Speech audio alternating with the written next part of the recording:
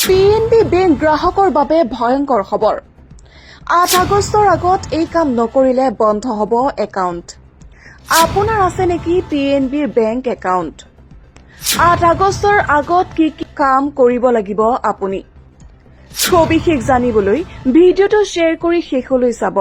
Punjab national বেংকৰ গ্ৰাহকৰ বাবে ডাঙৰ খবৰ PNBত আপোনাৰ একাউণ্ট আছে নেকি তেতিয়াহলে নিশ্চিতভাৱে এই কামটো পলম নকৰাকৈ কৰি লওক বেংকে জনোৱা মতে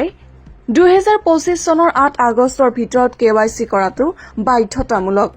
গ্ৰাহকসকলক KYC আপডেট কৰিবলৈ 2025 চনৰ 30 জুন তাৰিখৰ সময়সীমা দিয়া হৈছিল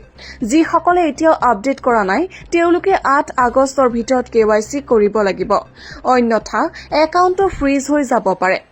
বেংকে স্পষ্টকৈ উল্লেখ কৰিছে যে যদিহে নিৰ্দিষ্ট সময়ৰ ভিতৰত KYC আপডেট কৰা নহয় তেন্তে একাউণ্টটো নিষিদ্ধ বা ফ্ৰিজ হ'ব পাৰে KYC আপডেটৰ বাবে গ্ৰাহকে পৰিচয় পত্ৰ ঠিকনা প্ৰমাণ শেহতীয়া ফটো পেন কাৰ্ড বা ফৰ্ম 60 আয়ৰ প্ৰমাণ আৰু মোবাইল নম্বৰৰ দৰে তথ্য বেংকত জমা দিব লাগিব PNB One app internet banking পঞ্জীয়নভুক্ত ইমেইল ওচৰৰ শাখাৰ জৰিয়তে এই প্ৰক্ৰিয়া সম্পূৰ্ণ কৰিব পাৰিব একাউণ্টটো সক্ৰিয় কৰি ৰাখিবলৈ সময়মতে আপডেট কৰাটো গুৰুত্বপূৰ্ণ KYC কেনেকৈ আপডেট কৰিব বেংকৰ শাখালৈ যাওক